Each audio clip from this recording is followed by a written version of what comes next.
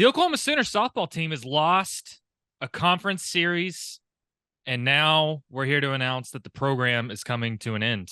The program is being shut down because they lost the conference series. Sad day for the state of University of Oklahoma athletics. Okay, obviously that is not the case, but a lot of stuff to break down from this weekend where OU loses the series to Tennessee. They lose game one, 5-2 in 8 innings. They win game two on Saturday, 4-1, then lose today in game three. They lose 5-3. We are here to break down everything from this series on this installment of Quick Slants. I am Jesse Crittenden, and I am joined as always by Brian Clinton. And Brian, did you know I was fooling you at the beginning, or did you assume, well, they lost a conference series, so the program's over, it's finished? Yeah, well, It's I mean, done. that's kind of what I assumed just by keeping up with what's going on out on the interwebs. It kind of seems as if the program's in the process of shutting down. So it's sad day. Sad day. To that point, there's a couple things, and I told you I was going to do this. There's a couple things I got to get off my chest. Let's One do is it. a good point, and one is a mini rant. Brian, I got home. I was at all three games this weekend, part of all three post-game press conferences with Patty and players.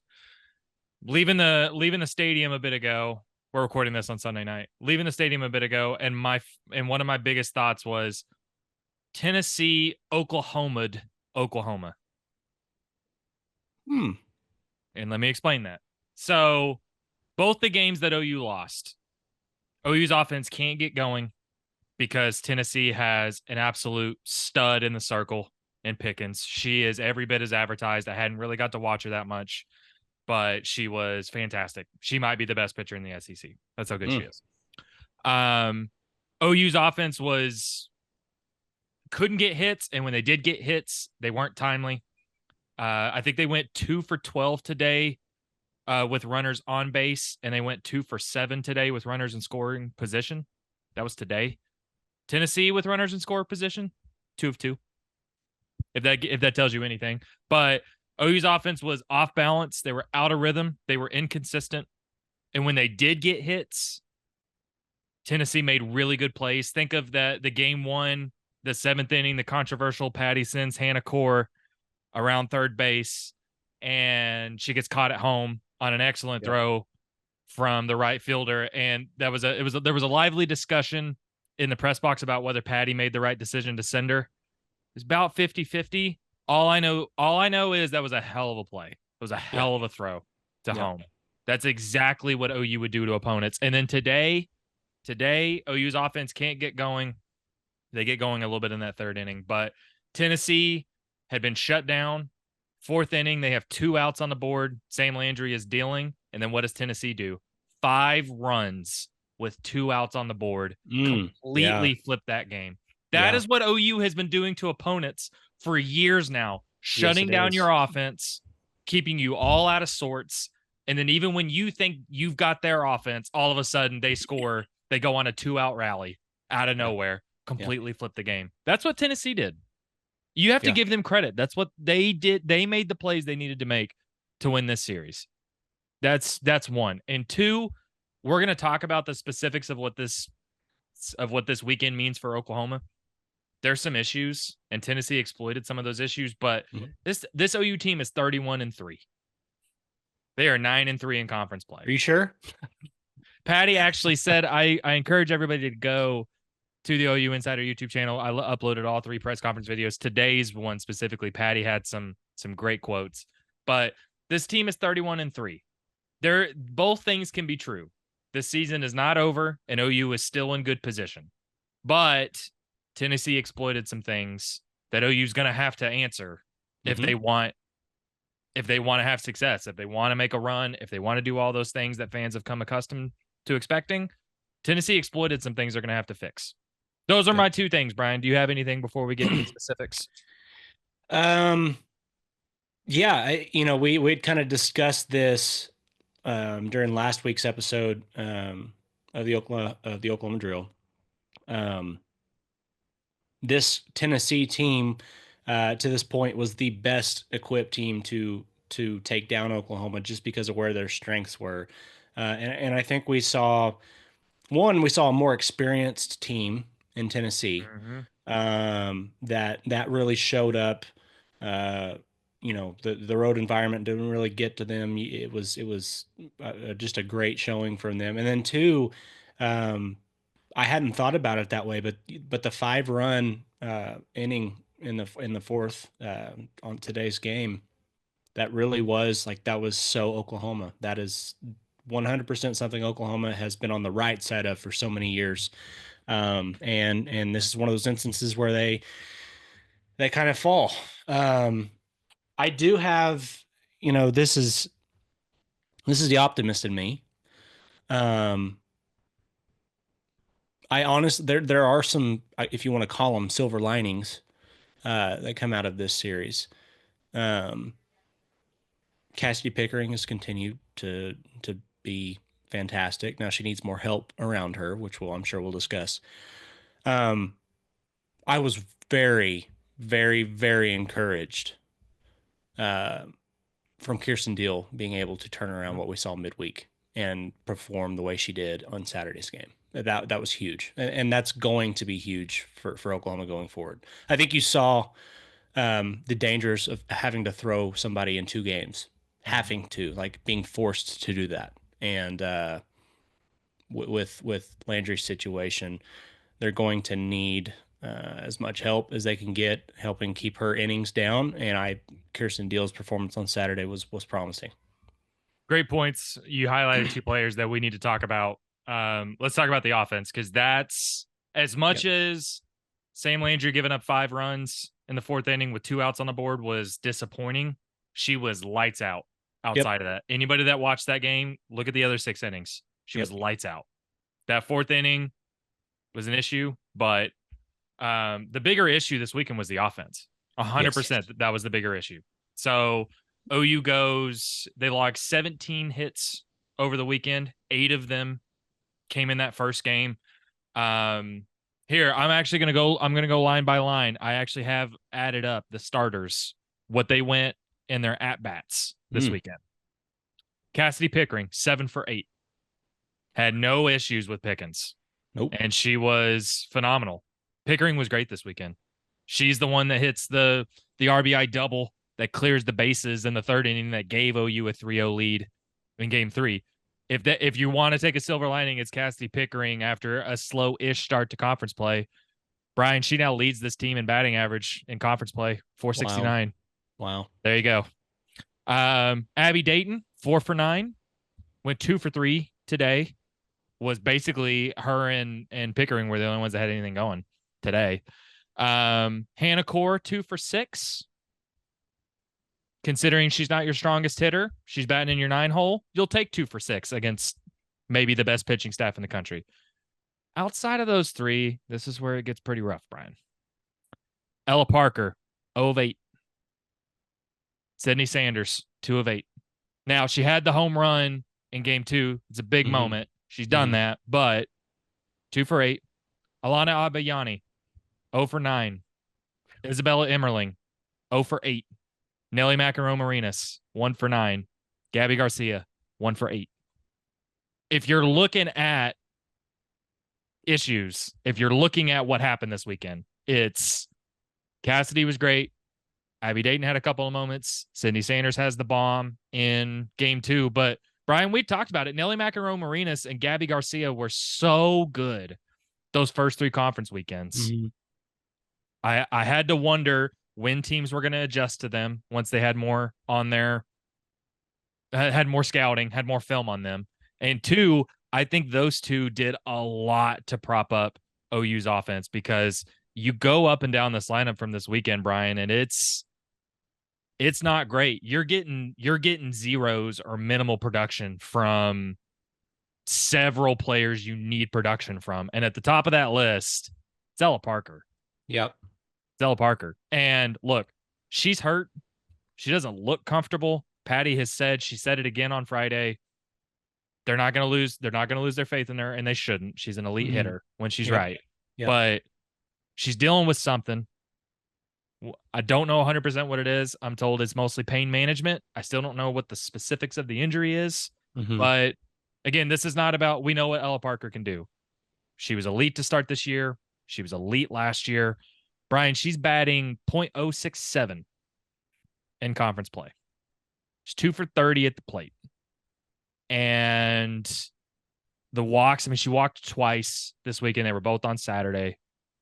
She has 2 walks in her last 6 conference games. It's just, if you're looking at what has kept OU afloat more than anything, and when it's not home runs, when it's usually been home runs, it's been timely, consistent hitting. And Mm-hmm. outside of a couple players, you're not getting consistent hits. And it's not just this weekend. Now Pickens is great, but they had issues offensively against Missouri too. Mm-hmm. And so I don't know what your worry level is, either about Ella Parker or the offense. This is a new team. There's young players in this lineup, but the offense is not there consistently enough right now, and that's what happened this weekend. Yeah. So a couple of things. First, I want to make sure. So you said Pickering 7 of 8 on the 7 of 8. weekend. Okay. So with her removed, I just while you were doing that, that puts Oklahoma 10 of 67 at the plate this week. This weekend against Tennessee. That is 149 average as a team. Then take away Dayton's 4 for 9, and all of a sudden you're 6 of 57. Yes. There you go. That's Yep. that's it. That's the weekend. It. Yes. That's correct. the weekend. Yep.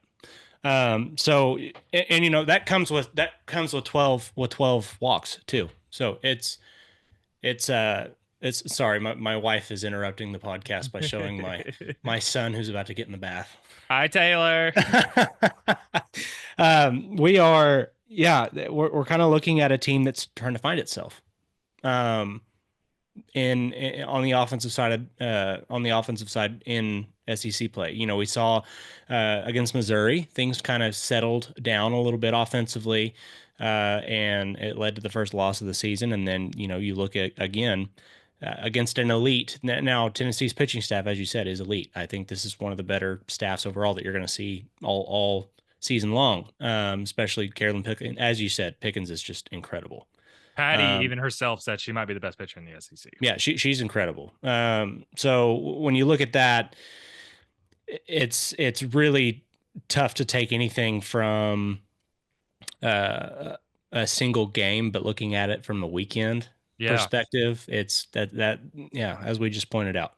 I think the biggest thing that we're going to be able to take away from this, and I hope this doesn't sound cliche, because I mean, I think it is so important.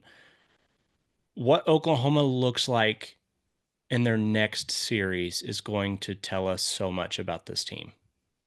Because with all the youth that's been infused, with all the new faces, with everything coming up, there are difficult series coming up.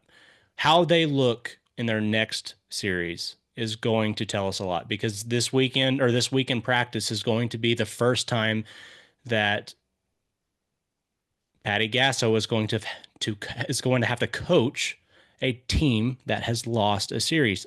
She did not have to do that with this last team for the last 4 years. She's going to really have to dig in and coach this team up. The last 4 years, you had so much leadership, especially the latter two. So it will be really, really interesting to see how this team responds, because practice is going to be different this week. The approach is going to be different. They have things that they're going to have to line out, and it's going to be vital to the rest of their season that they come out swinging next week. I agree with all that. It's a really good point, and I'm really glad you put it in perspective of adding up all of those at bats. And I think the last 2 things I'll say about the offense is, I think this offense misled us a little through the first 30 games. Sure. In terms of sustainable production, you've got a ton of newcomers. You're relying on young players, and it stands to reason that the first weekend that Gabby Garcia and Nellie McEnroe Marinas aren't elite, you see some issues. Then you combine that with facing an elite pitching staff. Yeah. This is the weekend you get a weekend where you score 9 runs. That's all of that coming together. And really, and I say misled to say we talked so much about the youth of this team and how many newcomers are. It all kind of hit in one weekend, where all the growing pains we expected to see instead of seeing it gradually, it all kind of Hmm. came together at once. Well, and it's almost poetic that it happened when it did, right? Yeah, Because you have 2 weeks until the next games that truly honestly yeah, matter. right. So like, um, yeah, I think you nailed it. And then we should talk about the pitching because I thought OU's defense was good. I thought it was Hmm. good this weekend. Had a couple. I mean, Alana Abayani's catch to end it in game two was phenomenal. Cassidy Pickering had a highlight grab in the outfield today. Defense was good. Errors weren't an issue. Sam Landry, it wasn't her best weekend. It's not why OU lost. And No. I think you have. I mean, she threw on Wednesday, which I'm still shocked they threw her against Wichita State. She Yep. threw on Wednesday. Then they throw her all 7 innings Friday, or sorry, excuse me, all 8 innings Friday. Yep. Then she throws 7 innings on Saturday or on Sunday. Then Mm-hmm. you combine that with the fact that she started 2 games against Missouri. She appeared in all 3 games the previous weekend against Arkansas. Right. It stands to reason that against Friday, you saw her wear down a little bit. And Hmm. then even today, she's lights out except the 4th inning. Yep. I don't know how much you take away from that. Yeah. Go ahead. I don't know. What do you say? What do you think? Well, I think the margin for error is so thin, and especially in the SEC, as we've seen. I mean, LSU just lost to South Carolina in a series over the weekend. Mhm. So like the margin for error is so thin, and I think whenever you're forced to throw your best arm as often as she has, especially here recently, those innings are going to happen. Like it's just it's statistically that's going to happen. So yeah, I think it's a great point, and it's something that this is the importance of having a staff. Yeah. And then here's the flip side of it for all the talk about Hmm. I'm leading the charge for as much as the talk about is where's this pitching staff outside of Sam Landry? There's huge questions. Kirsten Dill hadn't been playing well. Isabel Smith has not been good in conference play. Audrey Lowry hasn't played. She didn't play again this weekend. Kirsten Dill was phenomenal on Saturday. She was great. Goes all 7 innings, 4 hits allowed, 1 run, 1 walk might Yeah. actually be the biggest part of that, Yep. and 5 strikeouts. And it wasn't just good in a win. It was the offense had 5 hits. 3 of them came from Pickering. So it wasn't like the offense went lights out. Exactly. They needed her in the circle and she delivered. And that's almost the frustrating thing about Kirsten because no one doubts the talent. When she has good moments, she has really good moments. Yes. She's just inconsistent. But if you want to point to a game to give you optimism that there's somebody else on the staff outside of Sam Landry, it's that game. She was Hmm. fantastic. Hmm. You know, I think it's notable we didn't see Isabella Smith, we didn't see Lowry, we didn't see Peyton Monticelli. We saw Yep. 2 pitchers. And Yep. Kirsten Dill was great on Saturday. Yep. That's it for if you're looking for optimism. I don't know if OU fans are looking for optimism right now. Well, I mean, at this point it's realism. Like I mean, you have to look at it from a perspective of obviously something is going on with Lowry. She's been out for a while now. Don't know when she's going to make her return. They've got, you know, like I said, 13 days before the next series, before the next SEC series. So we'll see how they manage all of that. Um, yeah, this was really like if you want to call it a gut check weekend. This is a gut check weekend for Oklahoma. From a coach's standpoint, of course, Patty Gasso has laps upon laps upon laps on me for a coaching perspective. But if you want to take something away from it, so much you learn so much more about yourself in losses Mm-hmm. than you do in wins. And I think for a young team that's really trying to find itself, um, it was big that you had somebody like Kirsten Deal step up and have the weekend that she did. Like that it's something that you can build on. Yeah, Um, so yeah, something to take away from it for sure. I agree. And I think I'll wrap this up by saying, look, we had said it and said it that rough moments were going to come, Yeah, growing moments were going to come. Now, it's always easy to say that, and then it always feels a little differently when it happens, right? sure. If you're an OU fan and you're a little worried coming out of this weekend, I don't blame you. I get it because I mean it's not it's I mean it's also about you can pick an angle. how are we gonna maintain Sam Landry's workload? Hmm. Is Kirsten Deal going to be consistent? Is anyone else going to step up? You can worry about the offense. It's Ella Parker being 2 for 30 in conference play. It's the fact that there's only 3 offensive players batting better than 303 in conference play. You can look at all this stuff. The reality is, it almost feels like now the season starts in a Right. way. It Yeah. kind of feels that way. Yeah. You've got Texas, you've got Bama, you've got Florida. There's gonna be other rough moments. I I I don't think you have to throw in the towel. I think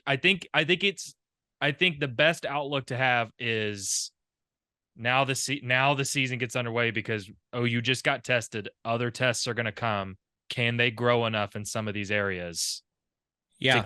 to get to where they want to be? And I'll add this just before we leave. Um, I don't think that being the situation could not be better for this team.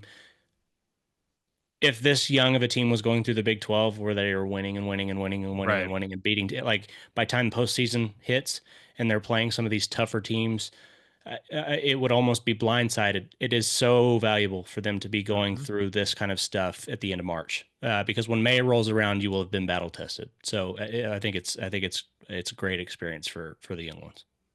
That's going to do it for us here on Quick Slants on this OU Insider YouTube channel. Make sure to like and subscribe here at this OU Insider channel, OU Insider YouTube channel. If you like our content, we produce all kinds of content all the time about a variety of sports. We'll be back later this week with the Oklahoma drill to talk even Mm. more softball, spring football in the midst of things right now. You can find all our content here on the OU Insider YouTube channel or become a VIP member over at ouinsider.com today. Appreciate you guys as always tuning in. This has been an episode of Quick Slants. We'll be back later this week. Until then, we'll see you guys next time.